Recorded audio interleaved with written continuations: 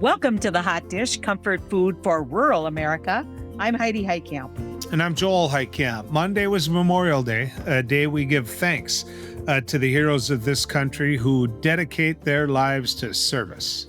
That's absolutely true, Joel. And I hope that, one thing that we can do is encourage people, you get a day off, I get it. Just every community has a celebration of our veterans.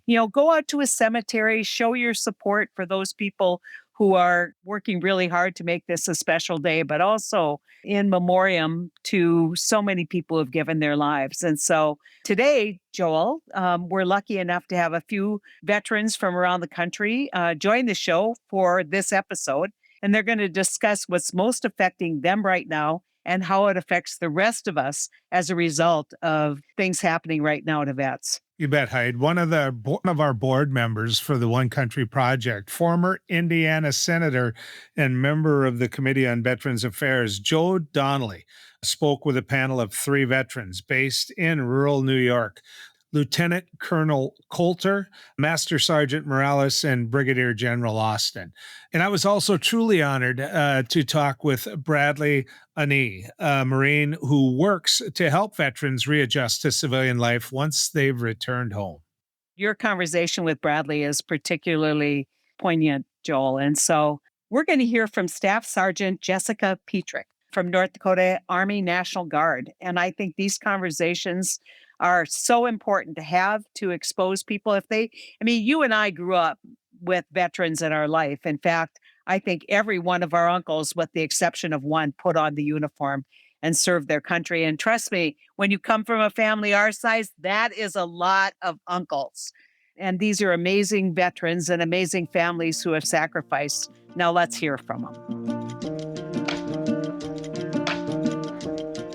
This is a real thrill for me. I get to visit with Bradley Aune.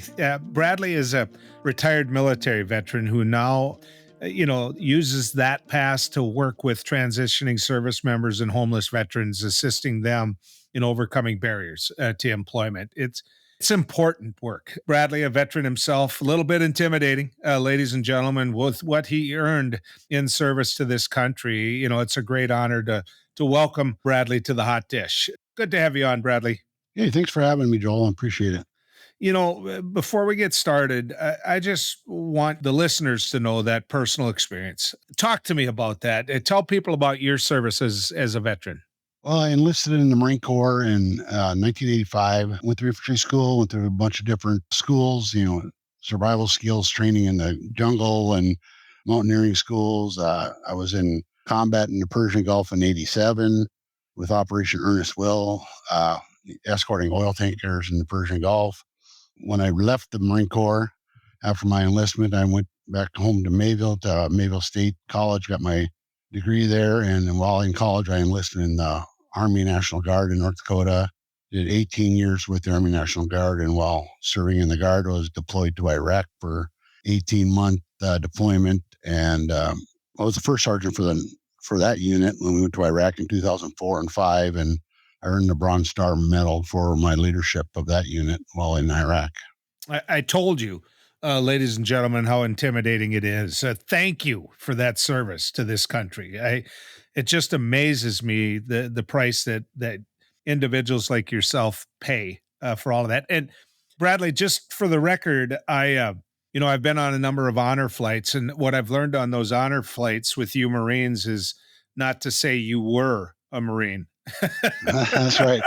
Once a Marine, always a Marine. Exactly. The daily work you do, the work you do each and every day on behalf of veterans. Describe that to people.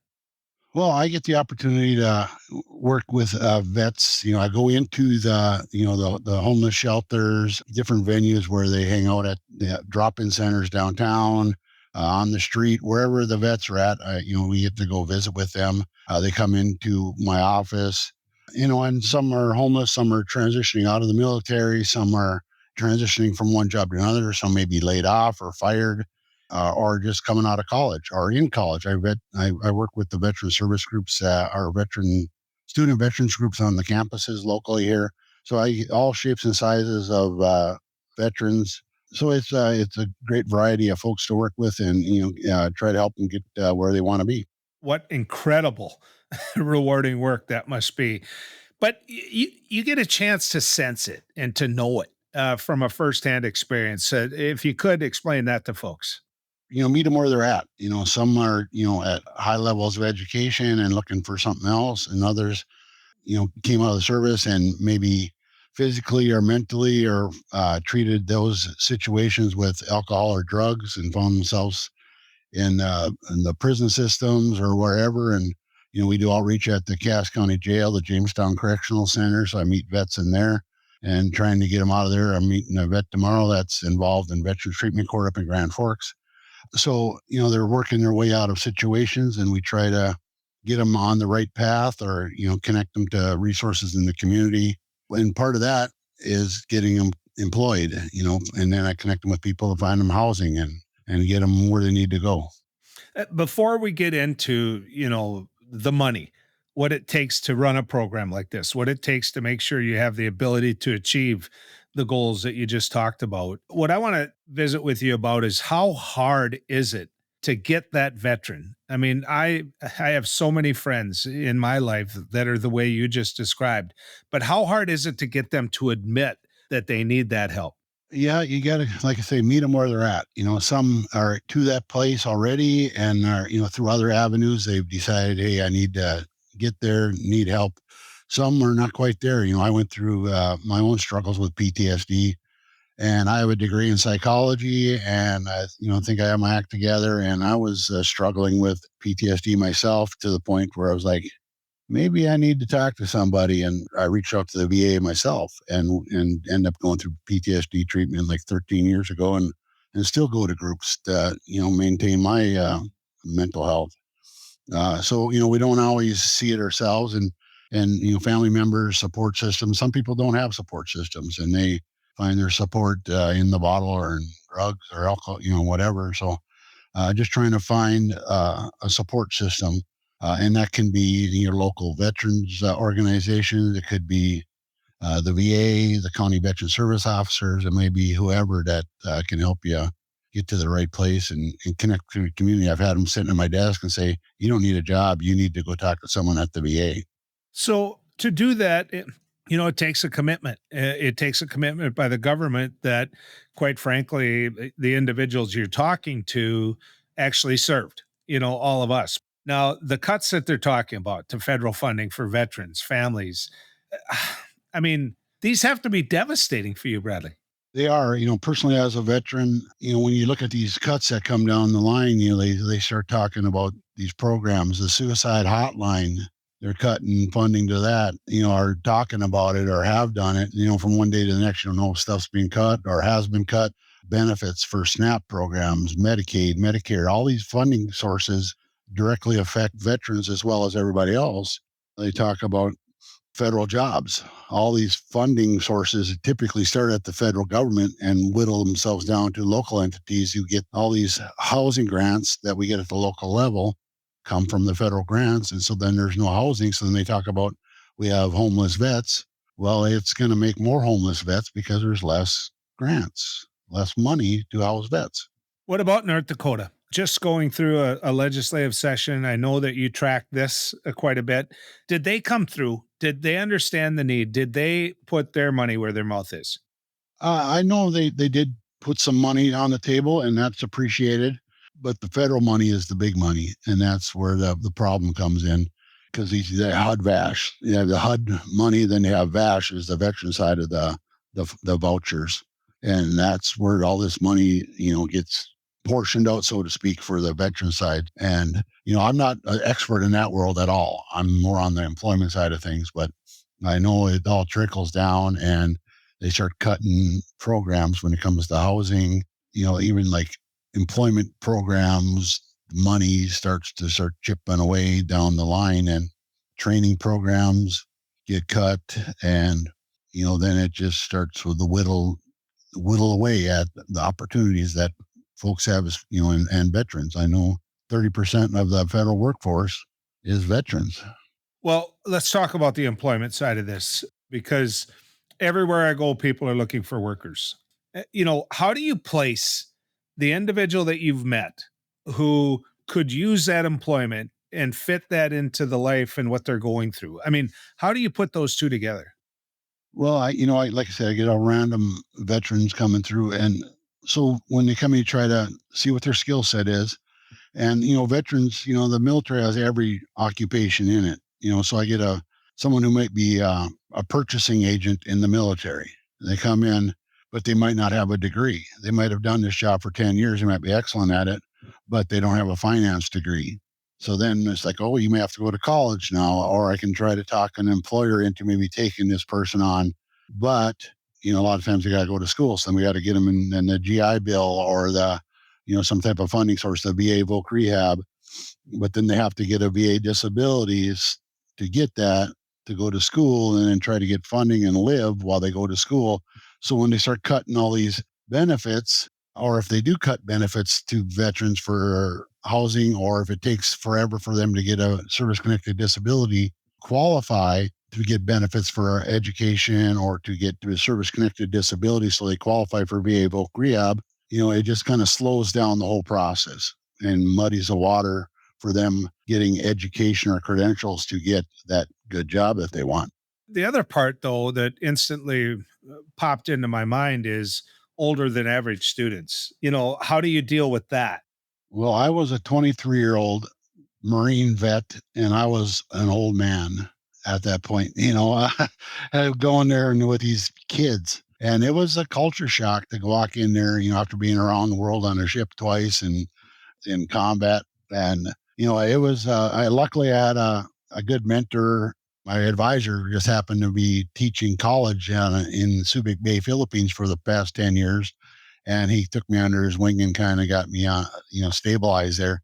But, they have the student veterans programs at NDSU, MSUM, those kind of programs. And then, but that takes people that care and people that put them, programs. They have grants that help support those programs as well. Or the campus has to put effort and time and money into those. So I'm lucky. I just kind of stumbled into it, and I grew up there. So most of my professors I knew from growing up there. They might happen to be my Sunday school teacher or something like that. So so that kind of helped me along the way. Yeah. I'm curious about this. Had you made up your mind before you left active service? Did you know what the game plan was? Well, I know I needed a degree. I had planned on being a U.S. Marshal. That was the plan. I wanted to re-enlist and be an embassy guard, but they wanted me to do another deployment overseas before they sent me to embassy school. And I'm like, I just did. I spent 2.5 years on ships. I've got 3 deployments already. Like, you need one more deployment. I'm like, well, I already did 3. Well, the first 2 don't count. I'm like, what the hell? Those don't count. Okay. So then I'm like, well, how about this early out for education deal? So yeah, you can get out. So 2 weeks later, I was out of the Marine Corps going, what the hell just happened? So I'm like, oh, I want to be a U.S. Marshal or work for the CIA. And I had some great ideas. So I'm going to get this degree. So I told my advisor, I'm like, I'm on a 4-year plan, not the 5-year plan. I need to get the hell out of here because I got the GI Bill. And then I started taking all these psychology classes. I'm like, well, maybe I should be a counselor, that kind of thing. And then I ended up being a juvenile probation officer for 15 years. And then now I'm a job counselor. I'm like, I don't know how that all happened, but it worked out pretty well. So, yeah. And that was another transition too, because when I came back from Iraq, my mentality had changed and I went back to that job and I was not fit for that job anymore. My mental health had changed and I had to find a new career. And that's when I transitioned to helping veterans. And that was a good transition for me, for sure. So let's talk about money again. I want to bring it back to that, Bradley.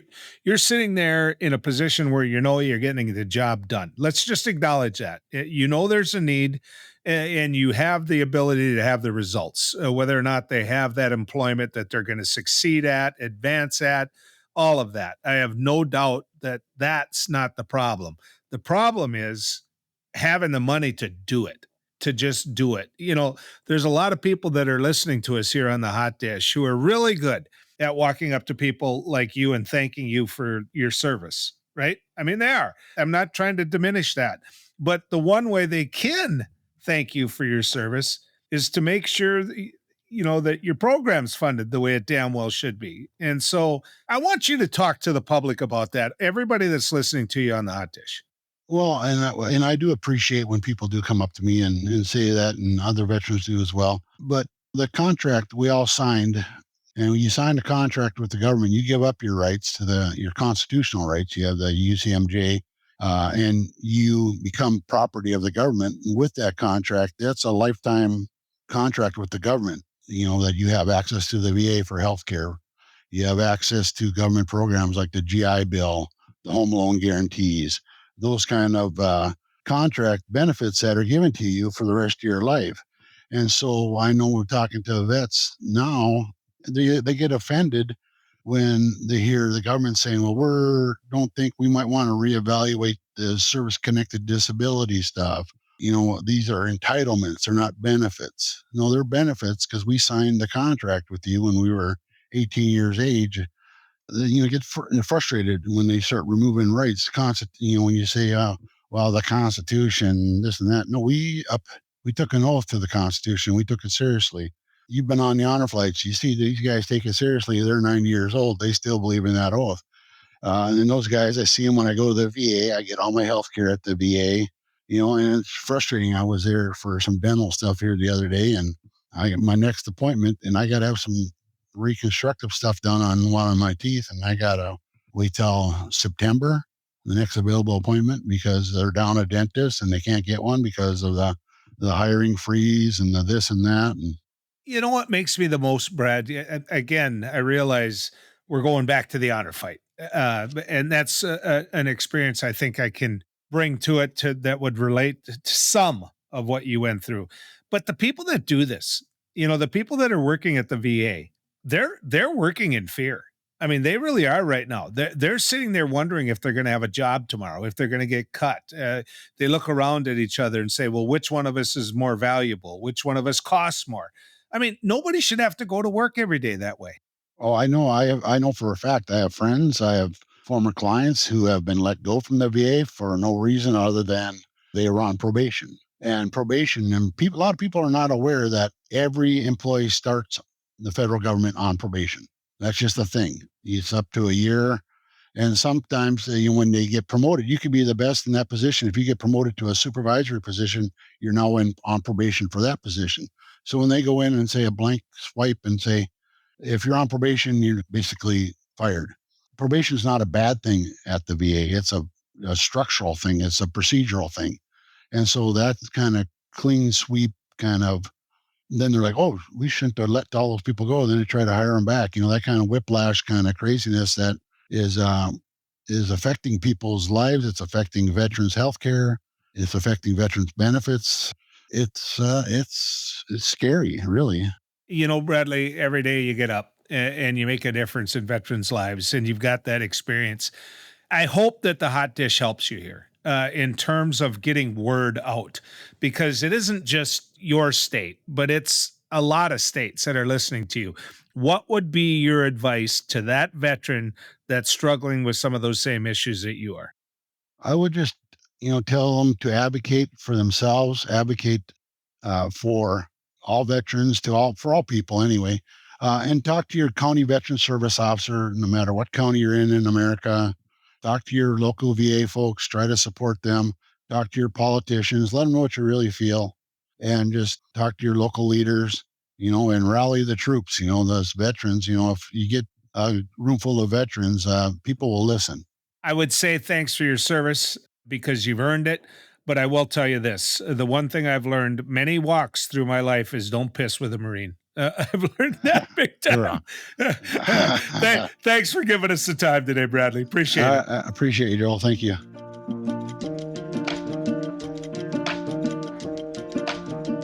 My name is Jessica Petrick. I proudly served as a staff sergeant in the North Dakota Army National Guard for 6 years in the 957 Multi-Role Bridge Company.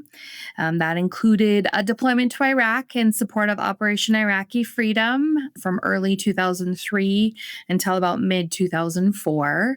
My deployment took place my last semester of my senior year. So as, my peers were preparing for graduation, I was kind of in the unknown overseas in Iraq. Also, as a female soldier, there were a lot of challenges, obviously. Being a female in the military, is not easy. Maybe it's gotten easier since I've been in. It's been quite some time since I was in. But of course, I faced a lot of challenges of resilience, testing my strength, really commitment to the people, my soldiers and the people that I served with, and of course to the mission. Memorial Day really means perspective. The service that I have done has given me that perspective on life, on freedom, on what really matters. And Memorial Day is really a reminder of what comes at a cost and what that cost is. We've lost a lot of people since we've been home from suicide. And, I don't want to go to any more of those funerals, but I will continue to carry each of those individuals' memories with me every day and continue with that perspective. My deployment really helped shape my life and really gave me a deeper appreciation for what service really looks like. I'm really grateful for the people that didn't make it home. There were quite a few were injured or killed while I served in Iraq, and really their courage and sacrifice and their legacy has really left a lasting impression on me, and I carry that memory everywhere. Also, we have a very strong bond between those that I served with, especially the women that I served beside. We really did this together and we leaned on each other in those hard moments. I mean, there's been a lot of times since I've been home that, people have just reached out to me and just needed somebody there. Just really showing up is what they need. And a simple thank you really goes a long way. Think about how important those around you are. I've really started to really focus on just myself and my family and the mission of the nonprofit that I work within. We have about 650 employees. We serve individuals with developmental disabilities and low-income families through West River Head Start and early intervention services. It's a great place to work, and it's really gives me a purpose now that my kids are grown and don't need me as much anymore. So it's a great place to be and be a part of. I have worked a lot of jobs where I wasn't provided health insurance, and so I've had to rely on veteran services, and access is hard. The closest veterans hospital and a lot of those services are over 3 hours away. So it's not immediate, but, I have gotten the services that I need. I was diagnosed with bladder cancer, which I do attribute to being within Iraq. And the VA has helped through that process. Does it need improvement? Absolutely. Is it a service that's needed? Absolutely.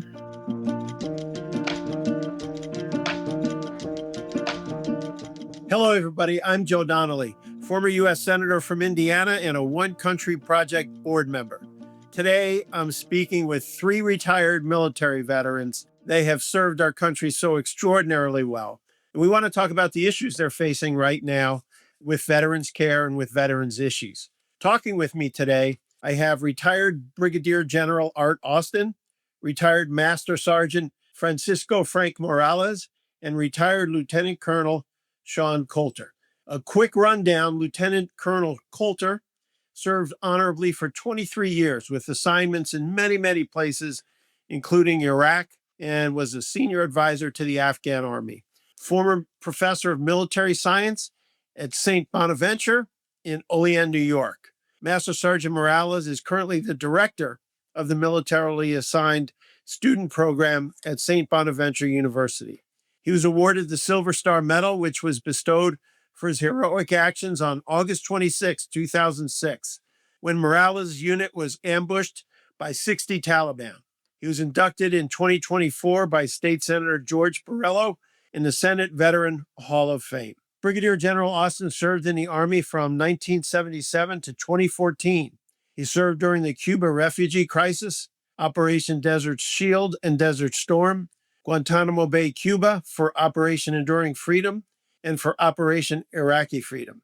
Austin has also received numerous medals and awards and is an inductee in the Michigan State University ROTC Spartan Battalion Hall of Fame. He currently lives in the small town of Cuba, New York, located about 70 miles south of Buffalo. To all of you veterans, to all of you people who have cared for our country so much, thank you for being here with us today. Thank you. So, when you look at what the VA can do, what the government can do for our veterans, because it was earned with your blood and with your treasure, what were you hoping for and what are you seeing? General, would you like to go first? I went to a course that we basically call the charm school for the Army. And we had the leader of the VA process get up and talk about, improvements at that time. And that was around 2011 or so.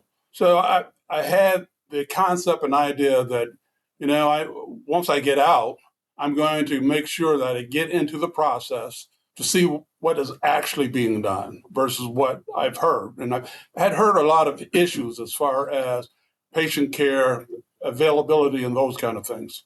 Frankly, when in 2016, my first contact with the VA system, I was disappointed.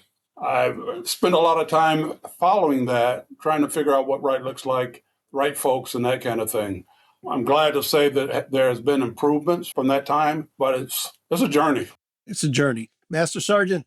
So I retired in 2010. I had no idea what was available to me. When we're in active duty service, we're really not thinking what's next. We're thinking, 3-6 months, a year ahead at the most. But crossing that gate into the civilian side of our lives, into the VA portion of it, we don't get a lot of information when we're getting out. We have basic information of what's going to happen for us, but there's no clear path on what kind of medical coverage is there for us for being retired, if we're getting some kind of disability rating to help us out financially, how that works with retirement. And around that time, there was a big change going on with it.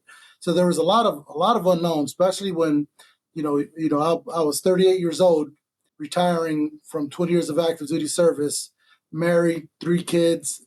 I'm still wondering I was at that point still wondering, how is my medical stuff going to be coverage? How much money am I really going to be making? What are they going to be covering? And active duty Army doesn't have a lot of time to really put all that information together on that process out. So there wasn't a lot until you actually are thrown into the water. So, Lieutenant Colonel?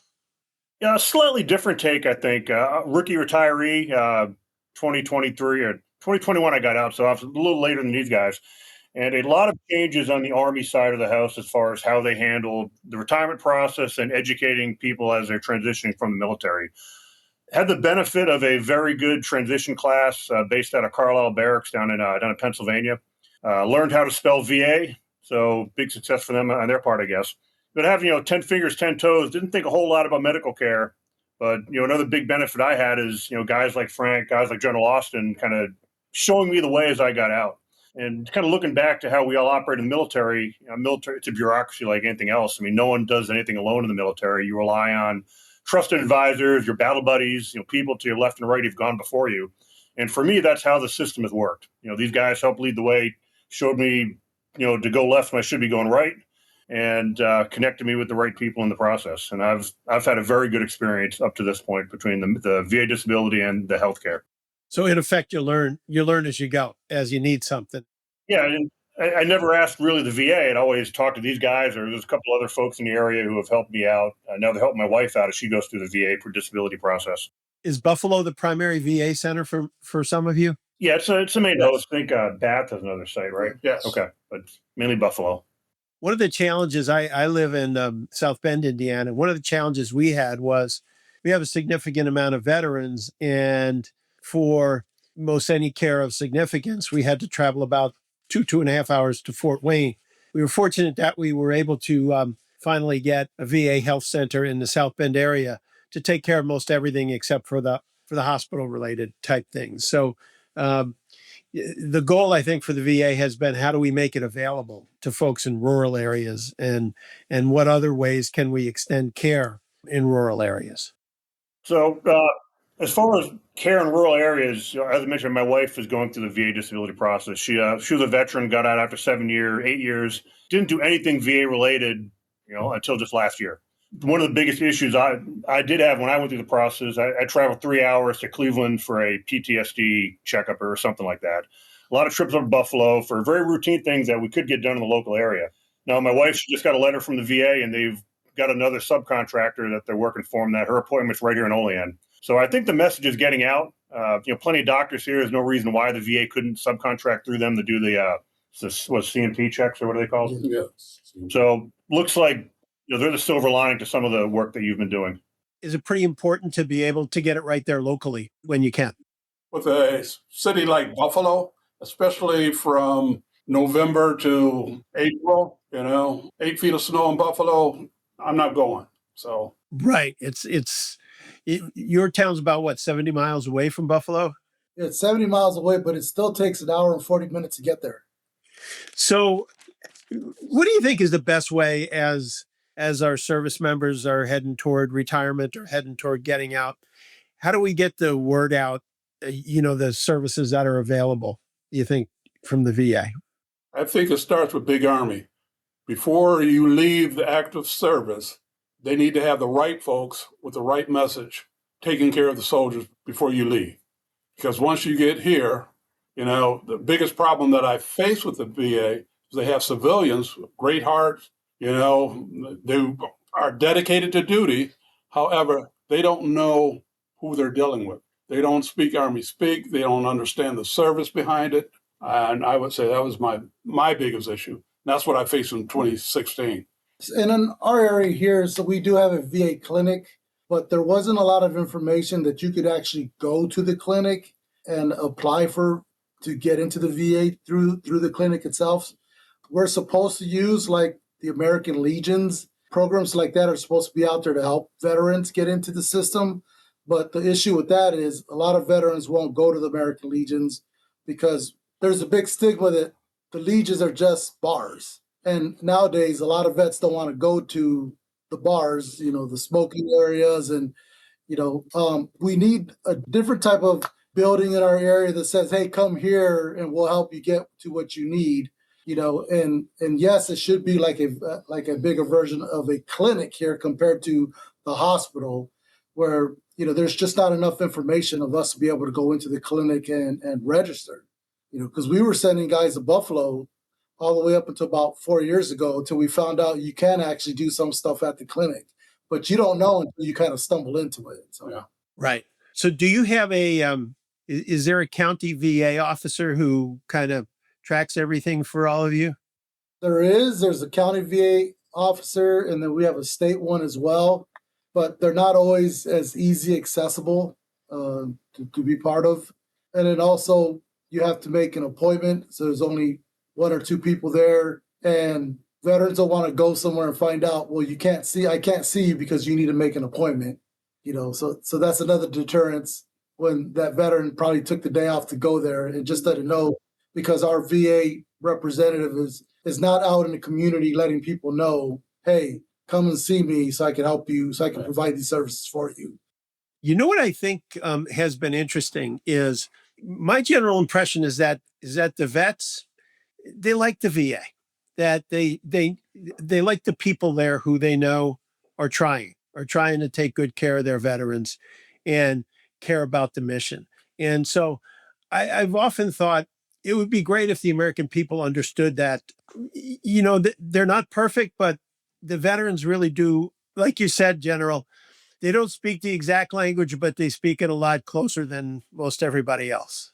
And, the other thing that I thought was when they say, well, this happened or that happened, and it's the VA probably in terms of operations and medical treatment and such provides so much more than almost any other medical group in the United States. And I think their record stacks up pretty well. And I got to give props to the VA hospital up in Buffalo. I've been there for a couple of routine checkups as I was starting on the process. And you go to the parking lot and it's cars everywhere, parking garages all full. You go in there and there's no lines. Everything's organized. I'm sure there's some place where I didn't see a whole lot of people because I never went there, but just look at a very well-oiled machine. Nobody yelling at each other. You go to the pharmacy, you sit there and wait, but it's not crazy like if you go to the local hospital here. Yeah. What you find too is Master Sergeant, I'm sure you find this too, or that the people who work at the VA, for them, it's more than a job, that they love their veterans. And a lot of times, there are veterans who are actually working in those positions. So when you're talking, when you get lucky and find someone like that, it's pretty much hassle free. But we talk about our rural area. We're making a 2-hour drive to get there for something that took literally, and I'm not exaggerating, literally 5 minutes. 5 minutes. And then we're like, okay, that's it. I guess it's no news is better than bad news. But, I was going to say, I think there's two ways to look at that. and that's where like the issues we're having are not necessarily at the big hospital in Buffalo. It's the fact that we got to go there. And there was a program out before where we were allowed to see a local doctor, but the red tape to get all that done was a nightmare. And there's a couple of times for me personally, like I was getting charged by the civilian hospital or clinic because paperwork wasn't done correctly, or the VA assumed that I knew how to navigate that part of the road. Where like, listen, you created this program. I shouldn't have to navigate anything but myself to that place to get checked out. I shouldn't have to report anything back. The entities need to communicate to each other so that way the veteran, I semi-know what I'm doing. So figure a gentleman who doesn't know how to utilize his smartphone, doesn't know how to utilize his computer. How are they supposed to know? They're not going to know. Yeah, you're ahead of me, I think, on a lot of that stuff. What are the kind of things you hope the VA can do? When you look, you go, boy, it'd be nice if they could do this or if they could do that. And I think one of them you just mentioned, which would be, how do you make it so that you can go locally and it runs smoothly? And I've had a positive experience with that, but I've been a driver at it, so it's been pretty easy for the most part, but like Frank says, there's certain things that I still have to go to Buffalo for. When I get there, they're pretty squared away. I get there, have my appointment time, they get me in pretty quickly, get it done, and we learn how to embrace the suck. So, we make a day of it. You go up there, you go do something else, take the wife out to lunch while I'm up there, that kind of thing. I want to tell all of you how grateful we are for your service to the country. When the country called, you stood up and said, count on me. That is something that when you look at, that's what's kept us free for all these years. That's what's given us the chance to have the wonderful place that we live in. And so we're very grateful to all of you for what you've done. And with that, I want to wrap this up by saying how grateful we are to General Austin, to Lieutenant Colonel Coulter, and to Master Sergeant Morales, and go St. Bonaventure, right? Yeah, go Bonnies. Go Bonnies. It's so important, not only around Memorial Day, but all year long, to keep veterans in our minds and in our hearts. You know what, Heidi? That's true. And we hope this episode helped explain what veterans are facing right now. If there's truly something you or a loved one is experiencing that you'd like to address, you know what? You got to let us know. Yeah, no lie. And there's going to be so much to talk about. We've got this, the big, beautiful bill making its way through, which is going to have huge effects on rural America.